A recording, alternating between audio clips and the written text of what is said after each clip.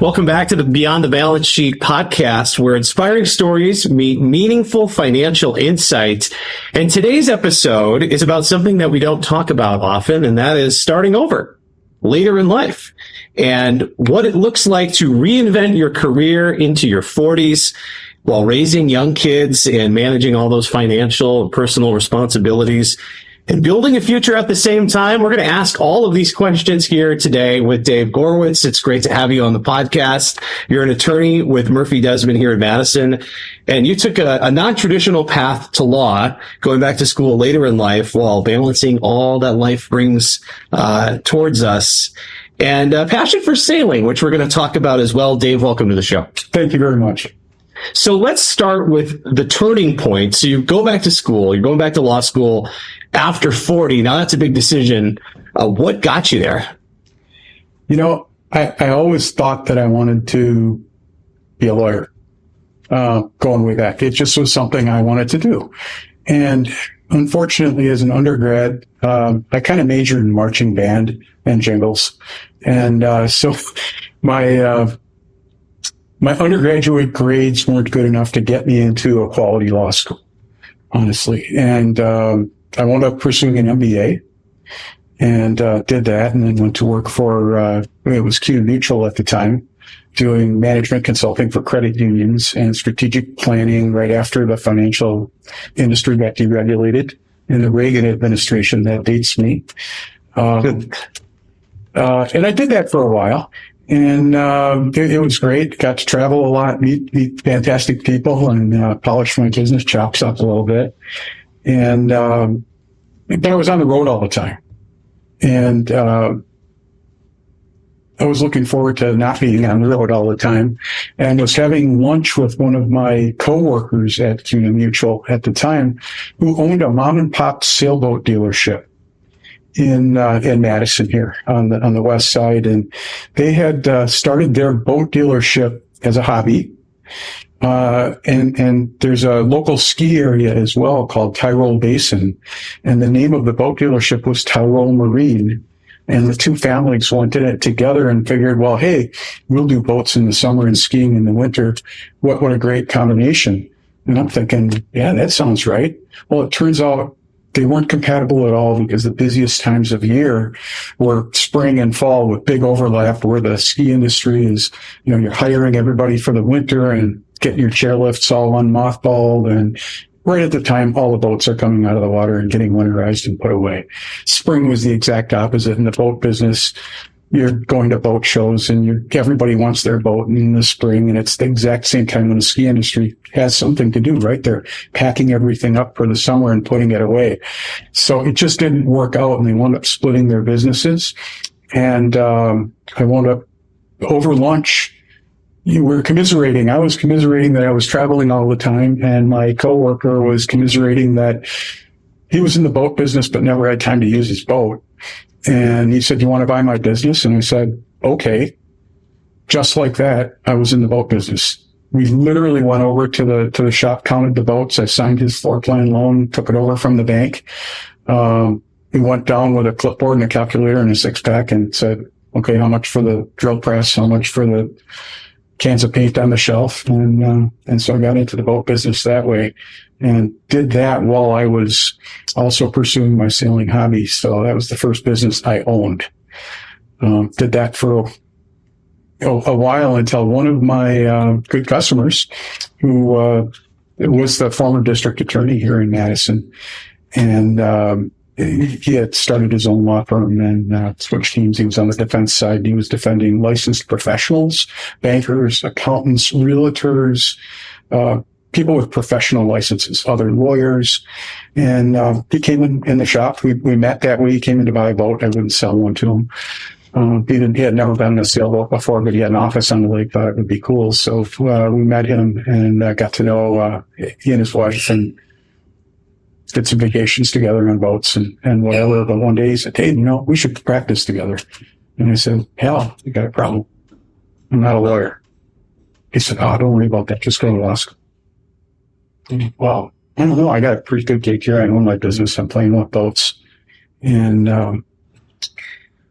he said, and I said, hell, if you don't finish at the top of your class in law school, you don't have like the pick of what city you want to be in or what area of law you're going to be in.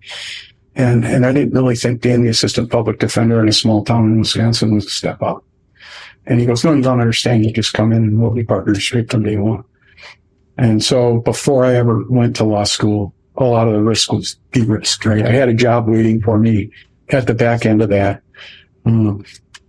So I said, okay, let's roll with it. I took the LSAT, the entrance exam for law school, on the Saturday after 9/11, 2001. Wow. Try to focus when you're doing that. Right? Yeah. The world was kind of upside down, but that's when I did that. And wound up getting waitlisted at UW, where I was on speed dial for donations. And I was an undergrad here and everything, but Madison was looking for maybe a different kind of candidate. People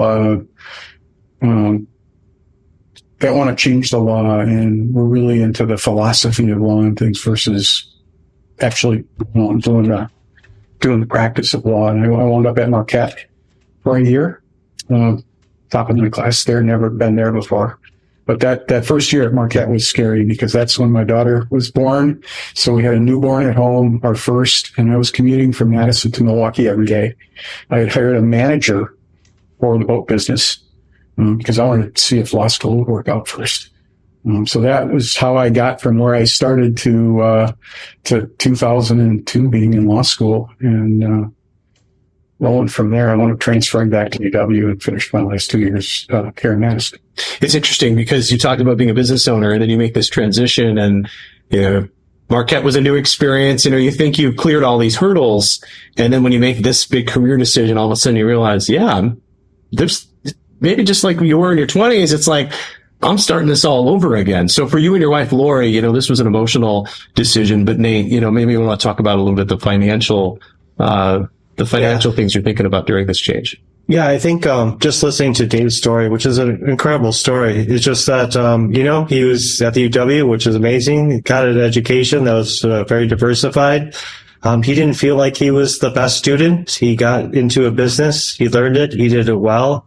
He's able to execute it. And it's interesting that he combined kind of the transactions of buying, selling with boats. And now he's a mergers and acquisitions lawyer that, helps people buy businesses. And so it's interesting to me because in finance, especially in financial planning, it's not an exactly precise field. It's almost like sailing a boat. You just have to make sure that it's kind of going the right direction. And if there's some storms happen, you always start kind of doing little micro adjustments. And, it's really interesting to see that, in your field.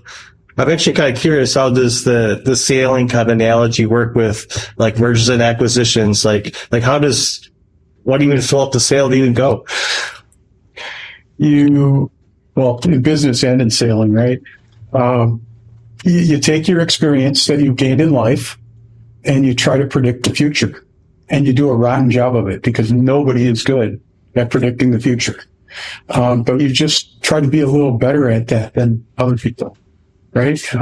So in sailing, we do that all the time. Right? We read weather forecasts and which way is the wind going to shift? Is it going to be windier or not windier?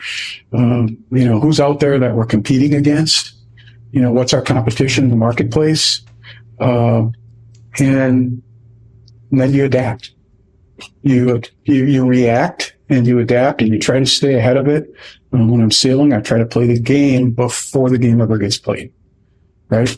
I sail that race in my head before we ever go around the buoys with the other boats. No, it never works out like I planned it, but at least I've run the exercise and now I'm adapting to changing my plan as I go. So Dave, let's go back to making this big decision. And I'm sure you knew someone was going to say this, but navigating some really interesting waters, which is really what you're looking at when you've got a family, you're a business owner, and now you're going to do this whole life pivot. How do you manage that emotionally and with your kids and your family? Well, the kids were just coming around at the time, right? So that was all going to be brand new to us. The the risk, of course, was a little de-risked, like I told you, because I would have a job at the end of the day if I, made this change. So that helped a lot because Lori, my wife, is very risk averse by nature. But, sailing in business, we're trying to predict the future. We got our weather forecasts. We build on our experience that we've gained over a lifetime, and we try to do our best to figure out how to get from A to B doing that and adapt and adjust as you go. And business is exactly the same way. If you use your experience, you try to predict the future. Nobody's that great at predicting the future, so you try to do it just a little bit better than other people. You're going to make mistakes. You have to be willing to do that and own them and learn from them and adapt and go forward. And so it works. It's the same skill set, I think, in both. Yeah. So that's a lot to carry.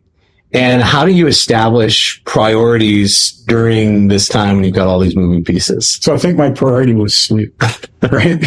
I was getting up at about 30 every morning to drive to Milwaukee, beat the rush hour traffic, go to my law classes at Marquette, try to use the time as best I could between classes to get the reading done and do all the prep. Hey, I was paying tuition out of my pocket, and it wasn't cheap. So I was committed to going to class and doing the work. That just became number one to me. And then when I got home late afternoon, it was time with Lori and Samantha when she was just teeny tiny, right? And so I didn't spend a lot of time in the evenings, doing law school stuff. That was family time, and then it was back up the next morning and rinse and repeat. It's a whole new definition of wearing multiple hats, right? Absolutely. Scholar by day, dad by night, and partner wherever you can throughout the entire process. And I still own the business. Yeah. I had hired a manager to run the business, but I still owned the business. And if law school was going to prove to work out, then I was going to need to also sell the business. No, it's interesting from a financial point of view. So you made this big change, but you didn't kind of fully commit. You kind of kept a toe back in the water in case you needed to go back. But so when you're kind of like, I'm trying to step away from a business, obviously the person managing wouldn't run it exactly like you did. So was it hard letting go, or is there something that it was hard to delegate, something like that? No, it was really easy. Really? Once I let go, I realized that a lot of the things that I micromanaged along the way, I thought too highly of myself. Okay. Nobody can do it but me. It really quickly, I realized there's people that can do this better than me. And I was fortunate to have a really good team, and didn't feel like I needed to be there to be looking over their shoulder at all. And it worked out just fine. Oh, that's absolutely amazing. So that's really neat.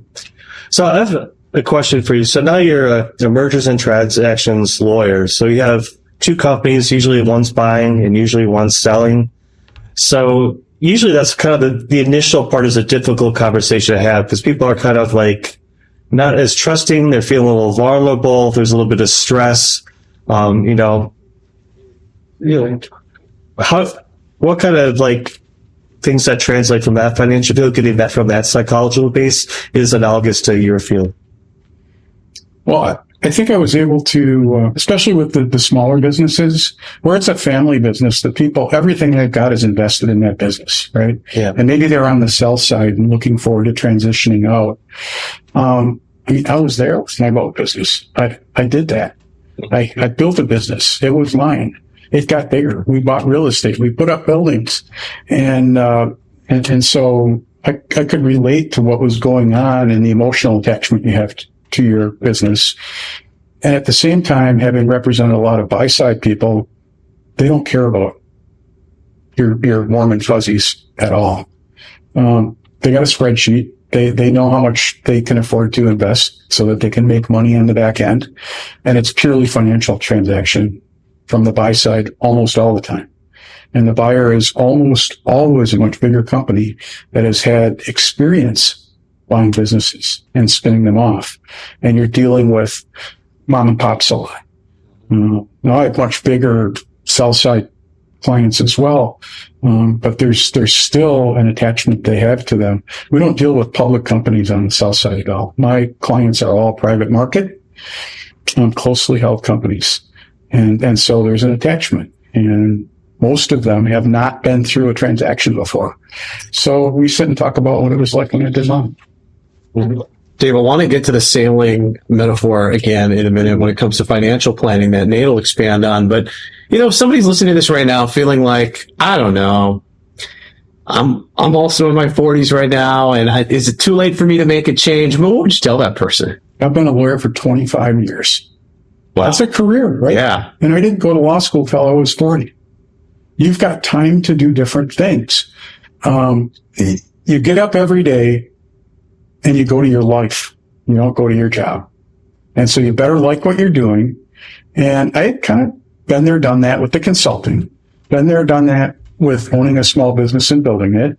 And always being behind the cash flow curve, right? Because I was growing faster than I could afford to support that. And so it was just time to try something else. And when the opportunity for me came up to do the law thing, Nate, you pointed out, hey, you kept one foot. Yeah, of course. I'm going to keep my options open. I was going to go all in with law school, but I wanted it out. I needed that escape hatch. If it didn't work, I could always go back to where I was. So, it worked out. I liked it. So my advice to people, it's not too late. In fact, I think for something like what I did, and it was law school, it's the game isn't as fair as it would. I had an advantage over my classmates who were in their 20s and hadn't had careers yet, and were worried about things other than school. They were worried about their social lives and meeting people and going out and entertaining themselves. And they were really wicked smart people in law school at both schools I went to. But maybe their priorities were a little different. So with my eye on the ball, I learned pretty quick, Kate, do the work, go to class. And all of a sudden you're ahead of half of your competition just by doing that. Mm-hmm. And then so now you're competing with a smaller pool for those top spots. And yeah, I think you're in a strong position to go back to school later. Absolutely. And then you come off the other end with a leg out as well. In this conversation, we kind of focus on just on the buying and selling of business. But I like to kind of make sure that we have the full spectrum. So a lot of people are like, oh, I have the angst of starting a new business. I don't know where to start. Obviously having a lawyer like you to start with be amazing. And then I see the other side of the spectrum. They're like, I'm going to retire at this time of date. I'm just going to close off the lights. And some people don't even realize they have a business to sell. So I was just wondering if you could, go from like both the infancy to the M&A transaction and to, do I have something to sell? Like some people just turn off the lights and they're done and they actually could have sold something. So that's exactly right. People tend to, and I found this over the 40 years, they work in their business and not on their business. If I ask somebody, what do you do? They say, I sell widgets that I make. And I find that if I can shift the paradigm a little and have them look at, no, you're not in the widget business. You're in the business business. Your job is to build value in this business so that it has value to somebody else down the road. And it could be any kind of business. And so once people start getting accepting the reality that they're working, their product is their business. It's not the product that the business sells. It's a big step for them to taking a different look at how to add value to their business and be thinking about packaging it for the next owner so that they have built value.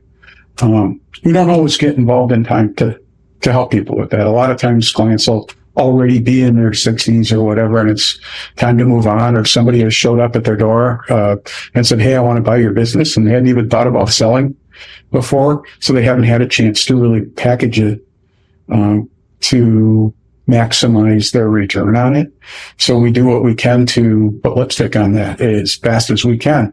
We know what buyers are going to look for, so we can help them package their financials and clean up the filing and the paperwork so that when the buyer does come and look, they're going to be so impressed by how organized you are that it'll add 20% to the value of your business without even having you sell another widget. Yeah, I think you're making it. I see that in our field as well. So people kind of start a business, and usually they kind of think of it as kind of a hobby or an extension of a hobby. And then something happens. They get to an inflection point where actually they have a real business. And once you get to that stage, you kind of always have to think about what, like, possibly selling the business, right? So usually you have an accountant, you usually have someone that can really kind of help you, but there's a little bit of shift of mentality, and so people never get there. But there's some common things that usually we're talking about making widgets. A lot of businesses actually don't make widgets, they're more services businesses.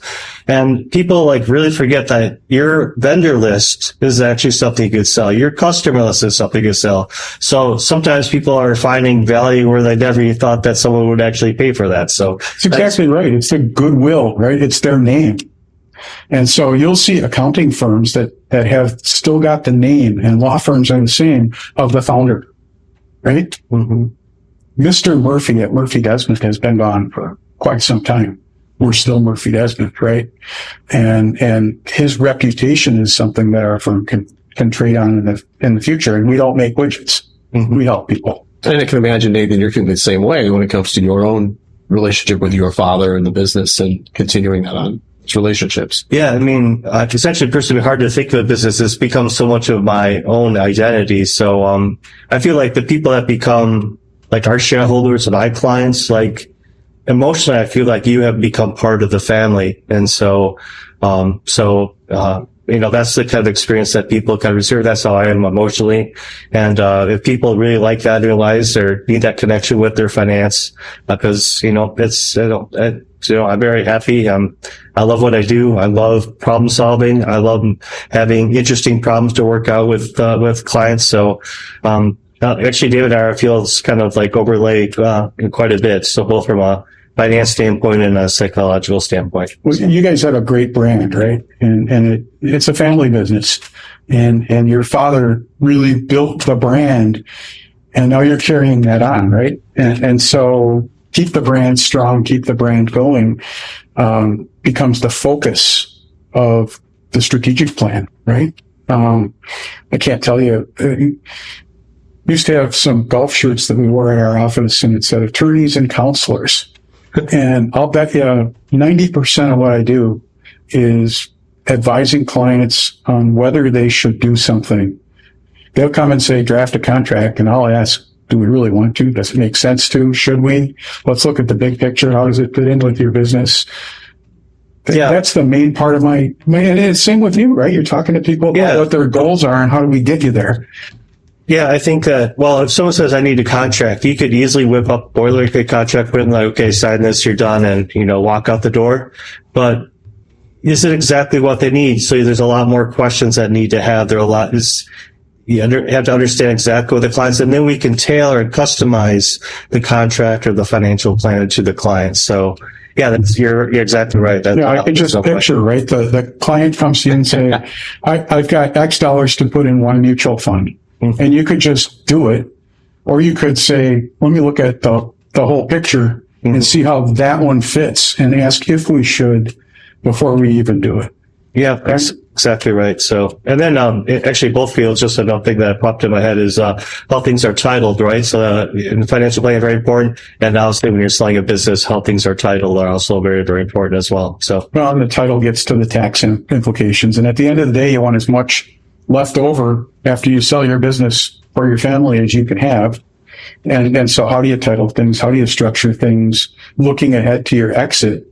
So that part of the planning works at the back end. Dave, before we wrap up, what's the final thing you'd like our listeners to take away from your experience in life's been making these changes? Just do it.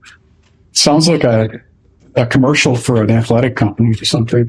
But, give it a go, right? You've got an entire lifetime, and hey, if the law hadn't worked for me, I could go back to the boat business, or I could do something else. 40 wasn't too late. I thought 50 wouldn't have been too late. I had classmates that were had retired from their career and had gone to law school when they were 60. Because they wanted to be able to maybe give back a little bit and do some immigration work or other pro bono things. So yeah, you can do this. You just don't be afraid to take the jump. Talk to other people who've done it. Yeah. Dave, thank you so much for sharing your story with us today. Really inspirational. Yeah, it's wonderful. Thank you, sir. Yeah. Thank you. Well, another episode today. Again, if you resonated with today's episode and information and you'd like to be a guest on this show, connect with us. It's easy to do so. Visit wiscap.com. That's WISCAP.com, and send us a message. At Wisconsin Capital Management, we believe that your financial plan should support your life and not limit it. Thank you for watching.